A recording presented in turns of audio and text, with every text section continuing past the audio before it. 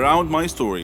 I adore detective adventures and solving puzzles that others can't. I'm crazy about this. I love challenges and mysteries. I'm Ramon. But my father's nickname for me is Megamind. I'm 14 years old, and I'm typically ranked number 1 in my class every year. I have become famous for solving riddles. Many comers have tried to unseat me, but all have failed. I love to examine minute details. But let me get on with telling you my story. One hot summer, we had just finished our exams at school and were going on summer break. So I organized a trip to the beach with my friends. Beach weather is amazing. Clear skies, cool ocean breezes, sand, and sun. Just amazing. One day, before my beach trip, my mother handed me a letter from my grandmother. I was surprised and thought it was a little weird because Granny owned a hotel in the surrounding area nearby. It had wonderful views all around it. I had opened the letter, which read, "Dear Ramon, how are you? I hope you're enjoying your summer break. Would you mind spending a couple of days with me? I have a serious matter that I would like to discuss with you. Granny." Initially, I thought that it was probably some silly matter, but then my inner voice told me that it might be important. I was conflicted between going on my beach trip or visiting my granny. I decided to visit Granny first. She was family after all, so off I went. Though my grandmother lived in a beautiful area, the closer I got to the hotel, the more my inner voice was nagging me. When I arrived at the hotel, Granny was waiting for me. She smiled and hugged me. I had missed her so much. She had company. Raul, her maintenance man, and Malika, her housekeeper and assistant. There weren't any guests in the hotel at the time, and I asked her why. Her face changed, and she said that was what she wanted to speak to me about.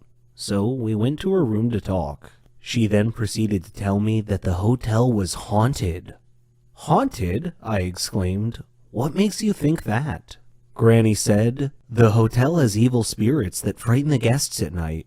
I didn't want to believe it, but I knew Granny was a rational person. I suspected there was more to this than meets the eye, so I decided to investigate this intriguing mystery.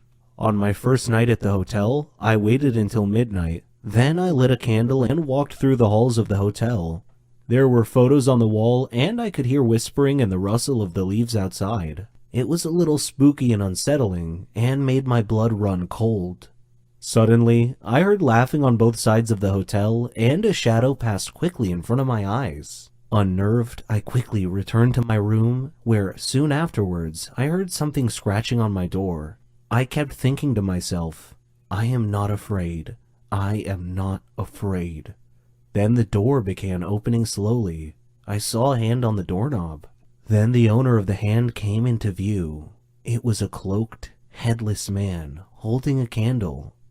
I fainted. The next day, I woke up to find Granny and Malika standing beside me. Granny told me that I had been sleeping a long time. I asked what had happened, and they told me they heard me scream and came to my aid. When they found me, I was unconscious on the floor. At that moment, there was a knock on the door. It was Raul bringing me a drink. That was when I noticed something strange about Raul's face. It was emotionless.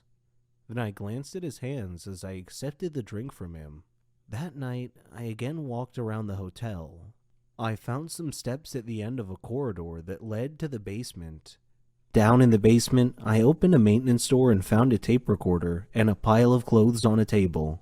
Suddenly, the lights went out. I was groping around in the dark and trying to find my way back when I heard the laughing again. Still, I continued stumbling ahead through the dark. I stepped on an electrical line and tore it off the wall. I returned to my room. My door opened slowly. I was hiding behind the door. I grabbed the loose electrical detonator and touched it to the doorknob. It was live, and I heard a grunt from the owner of the hand on the other side of the door as he or she was shocked. And I heard him or her fall to the floor. It took me a while to find the electrical panel, but I managed to get the lights back on. When I did, I found Raul laying unconscious on the floor next to the doorknob that I had electrified. I called Granny and Malika down to the basement. Granny asked what had happened. I replied, Granny, you really need to screen your employees better. Raul was your ghost. Granny looked shocked and asked me what made me think that. I explained that the hand on my drink today was the same hand I saw on the headless ghost that opened my hotel room door the night before.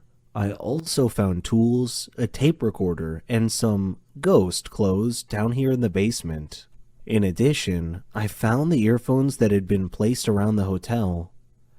Granny was shocked. Raul woke up about that time, and she grilled Raul.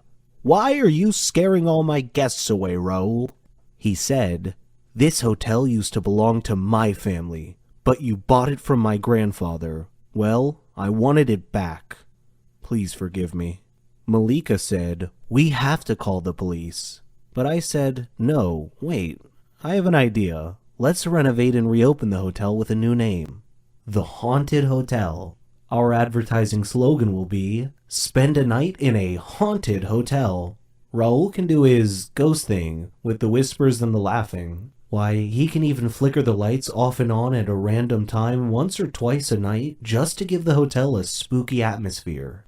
The idea proved to be a big hit. The haunted hotel attracted many tourists and Granny's business prospered. I had a nice holiday and still managed to fit in my trip to the beach on my summer break. Hello everyone, I'm Lauren. Did you ever wonder what it would be like to have your life completely destroyed by someone close to you? Ever thought about what you would do then? I didn't have time to think, because that's exactly what happened to me. It all started 2 years ago. I lived a quiet life with my mom and dad and my sister. I loved my family. We were always together. We were happy until that fateful day. My dad got fired from his work, a big company. He had worked there for 20 years. The only money we had then was what he had managed to save over the years. Finding a new job wasn't easy. It was a hard time for all of us, especially my dad. He was becoming desperate. At times, he just sat there, quietly, deep in thought, and I rarely saw him smile since. One late night, we were still up waiting for him when he walked through the door. But something was different. He wasn't walking straight. It was the first time in my life seeing him drunk. I decided to take matters in my own hand. I started job hunting. I was lucky enough to find something suitable at a startup company. The pay was good enough, and the more I worked, the more I earned. I was trying my best to get our life back. I was giving it all I've got. My dad started asking me for money. I was more than happy to give him what he needed. I didn't even ask what it was for. Then he started asking for more. He came late almost every night, and he was never awake in the morning. It seemed like we hadn't talked together for ages. Then, money started disappearing from my purse. I got home from work one night. It had been a long day, and I was really tired.